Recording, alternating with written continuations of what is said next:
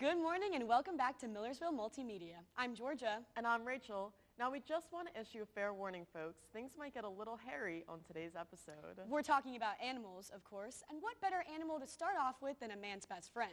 Megan and Trinity interviewed a friend of theirs who has a very special little friend they'd like to introduce.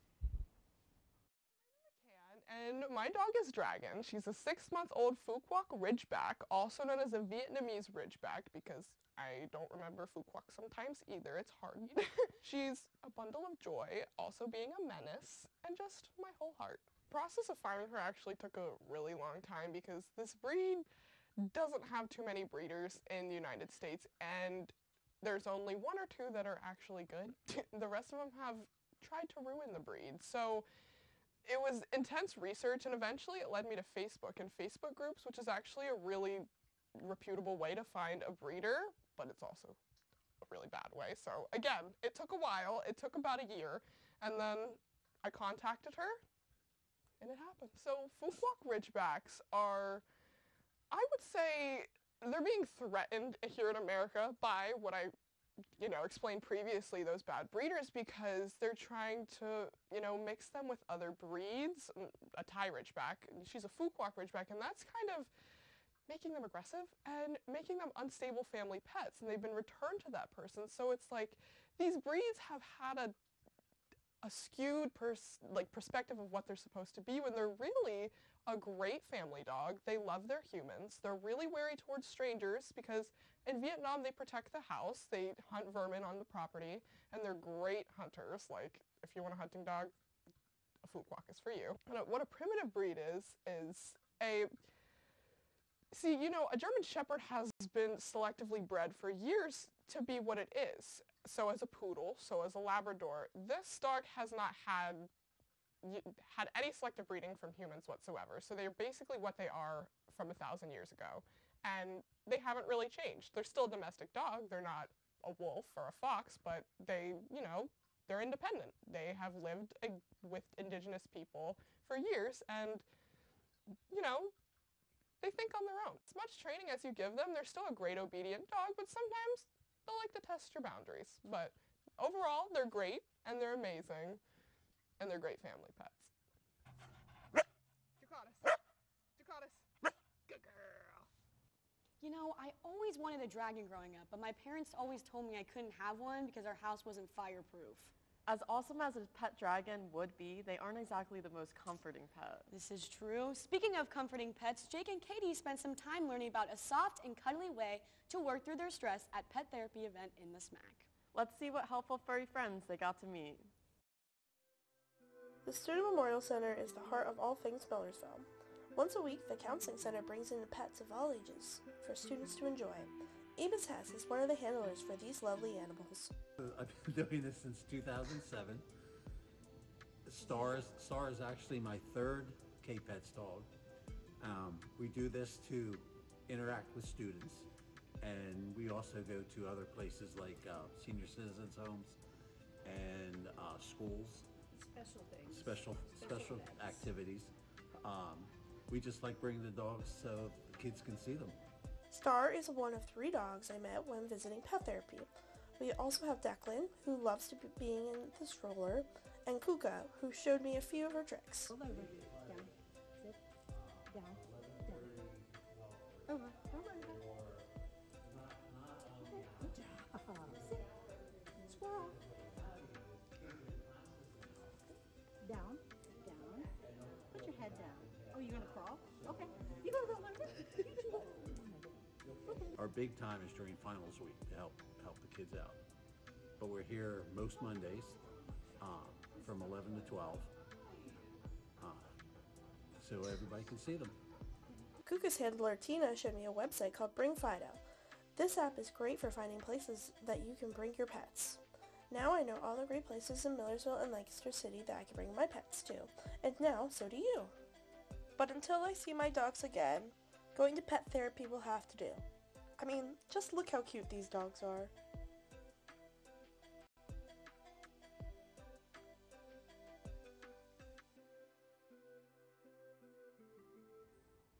Truly some hardworking and heartwarming little friends. I hope they get all the treats and pets they want. With how amazing they are, I'm starting to think I should get a therapy pet myself. Whenever I'm feeling down, I like to have my favorite snacks. Well, why not combine them both into a fun time? Hunter and I set up a fun game with a friend involving animal-shaped foods. Let's watch. This week's theme is animals. We decided to give Georgia's roommate different animal-shaped foods and see if she can guess what they are. But the kicker is that she is blindfolded and will have to guess what they are based on the taste, smell, and feel. And even better, the last food item that she's going to eat is literal dog food. Yes. So, should be interesting. Yes. Let's see how she does. Are you nervous? A little bit. I feel like I'm gonna get poisoned or something. We told you it was all edible. Okay.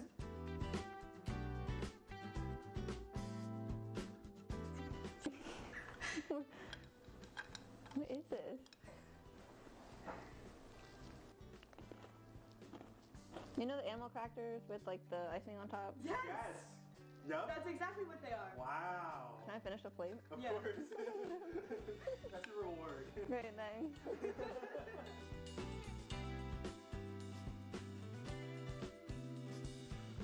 Number 2. Food number 2. How many are there? Just 2. Is there, okay. Yeah, you got it. Is it?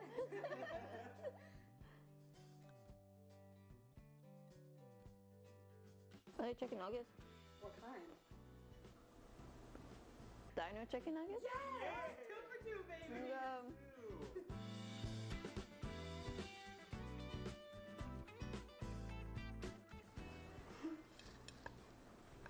Feels like something that's covered in chocolate. Is it just chocolate? Yeah. But what's the shape of the chocolate? Like a fish? No. No. What kind of chocolate is in the grocery store right now? A bunny? Yeah. Oh, yeah. Let's go! There we go.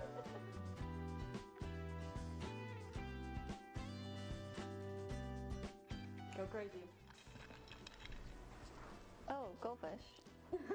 You didn't even eat it! Oh, good, I feel it.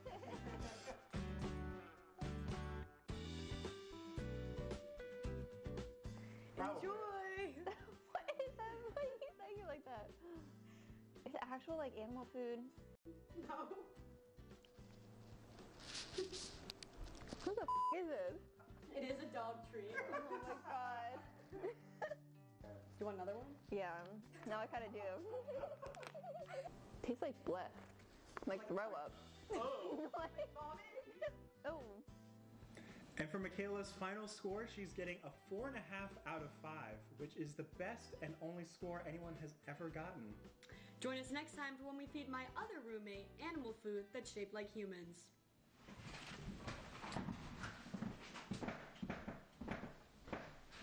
Can I finish this? I think I could have gotten them all. My knowledge of animals is pretty intense. Do you watch a lot of animal documentaries? I like the ones where the animals have the funny voiceovers. Actually, I learned a lot about different animals from local pet store, that fish place, that pet place. Carlos and Jacob went on a journey to the fish place to see if they too could learn something new. It's me, Crocodile Dundarlos, Bear Grarlos, Steve Irwin? Anyways, we're here today at none other than That Fish Place, That Pet Place, the biggest pet store in the United States. I think it's 4th in the world, or 4th, 5th, 6th, something like that. We're here to look at all kinds of stuff. We're going to have ourselves a nice little fun safari. We're going to get informative. We're going to have a fun time. Let's go. Considering the fact that Fish Place, That Pet Place is the 4th largest pet store in the United States, it should be no surprise that they have a little something for everybody. Crocodile Dundarlos went to investigate. And here, right behind me, is the reptile room. I mean, it's the room designed for me, Crocodile Dundarlos, trademarked. Right behind me, too, you can find all kinds of stuff. Lizards, snakes, creepy crawlies that I'm personally not a fan of, like tarantulas, frogs. There's all kinds of stuff back. They have a bunch of turtles back here. Let's go take a look.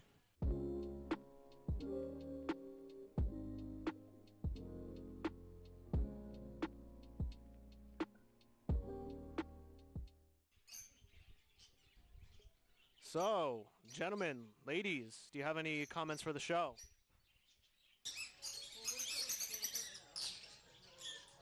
This is the aviary. This is where we keep birds that are smaller birds. And finally, on our tour of That Fish Place, That Pet Place, the crown jewel. Yeah, it's the fish room. Here we have a bunch of tiger barbs. They're referred to as tiger barbs because of the striping on them, in case you didn't know. Here we have the beta wall, the wall of many betas. Let's see, let's choose one here. You come along, choose with me. All right, I'm actually gonna let you choose, and then we'll pick the one you do. Okay, so you sure you want to get that one? Like you're positive you want to get that one? All right, we'll grab that one. So this is one you chose. You chose it. All right, let's see. This fun little guy. Ooh, he's got, let's see, red fins. He's got a blue body. Let's find out what kind he is. So let's set him down for a second. Tag says he's a koi beta. Essentially what that means, it's a style of breed and like how they look, where they actually look like miniature koi fish. So instead of just being one solid color or like two-toned colors, they'll have splotches on them. So they quite literally look like mini koi fish. And after a long day of looking at animals and overall having a great time, sometimes you just want to take a nap.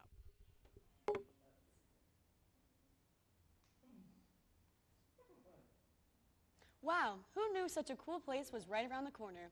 I think the tiger barbs were my favorite. I don't know, those tortoises were pretty adorable. Well, I can't argue with you there. It makes me wish I had a pet of my own. I don't know what I'd get though. Well, if you're looking for a pet, look no further than a cat. Maggie, May, and I have two roommates with their personal pet stories about adopting their furry friends has changed their lives. Let's take a look. The impulsive decision. Being around people constantly has helped him so much. That's when they said that he was diagnosed with depression because he kind of just gave up on life, that he was never going to be adopted. Hi, I'm Natalie. This year was especially hard for me. I've dealt with depression my whole entire life. I wasn't taking care of myself, and I knew that if I had a cat, I would have more of a routine to take care of myself and another animal. So I looked up this website called Heavenly Paws that's based in Lancaster, and then I went to the house to go adopt the cat, and this big gray cat came running up towards me. I've never seen a cat that looks like him before. And they were so shocked when he came running up to me because he's not a people person. He does not come running up to people. And I was like, oh, that's my cat. I honestly think that if I didn't have an animal that relied on me, that I wouldn't be here. I'm gonna cry. Animals are just so awesome in general. And when you find an animal that feels like your animal, it makes you want to live. I wake up every morning and I'm I gotta feed Remus. He's gonna be cranky if I don't feed him. He's warming up still, and it's so awesome to see that. My name is Julie Barstow. I've never lived with a cat before. I've never really been around cats. I saw a picture of Chuck. I don't know why it really stuck with me. I was in my lacrosse season and things on the team were getting really difficult, and mentally I was struggling a little bit, but I didn't really think, oh, let me get a cat to fix this. It just kind of happened. He had been to 4 different shelters, each for 6 months. He was diagnosed with depression because he didn't realize that he was actually gonna get adopted. I went in to visit him for the first time and he just sat in a corner, and that was it. He came up to me I think one time and oh, that was the closest he's ever been to a person, and I was oh, made me feel special. I basically accepted the offer to adopt him. When I was leaving, they pulled me aside and they were we really want to say thank you for adopting him because his euthanasia date was set for 3 days after I adopted him, which was really hard to hear. It's different when an animal depends on you. It gets me up every morning to be okay, I have to get up to feed the cat. It put a more positive outlook on my life, and it's something that I look forward to every single day, is seeing this cat and being around the cat. I never knew I would have that, but now that I have Chuck, I couldn't imagine it without him. He's just such a little baby, and I just love him so much, and he's just the reason why he just makes me so happy. What a lovely story. I'm now joined by the very talented Ashley Calderon. Ashley, how are you doing today? Doing pretty good. How are you? Oh, I'm good. I'm great. That's good. So I heard you were in ACMO's production of The Lightning Thief, and you're also pretty involved in ACMO in general. Can you tell me a little bit about that club? Yeah, it's called the All Campus Musical Organization. Currently the production manager. I am graduating in May, so I'm heading out. Awesome. But yeah, I was in The Lightning Thief, and it was really fun and great, and it feels like one big family when I'm there. So Good. it's nice. What part were you in The Lightning Thief? I was Annabeth. Yep. Which is great. So what song are you going to sing for us today? I'm going to be singing She Used to Be Mine from the musical Waitress. Awesome. Can't wait to hear it. You want to sing us out? Yeah, of course. Perfect.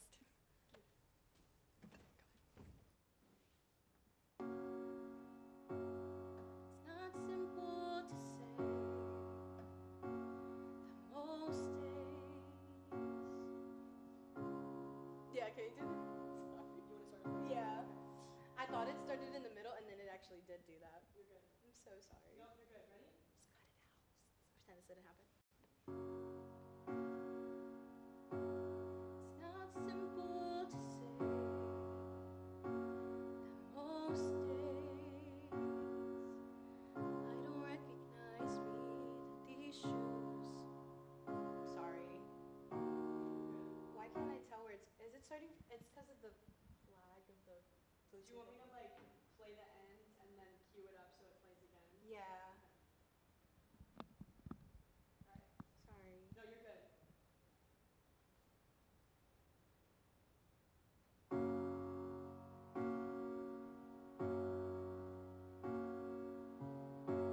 It's not simple to say that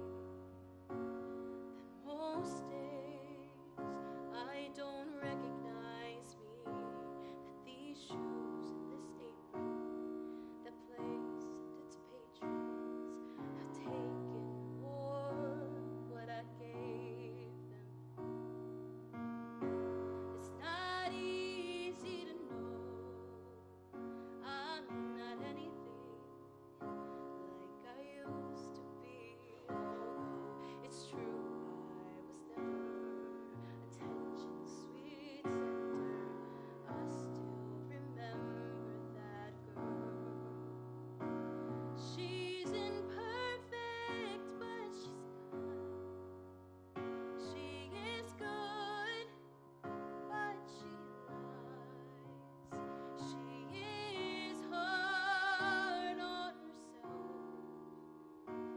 She is broken and won't ask for help. She is messy, but she's kind. She is lonely most of the time. She is all of this mixed up and baked in a beautiful pie. She is gone, but she used to be mine.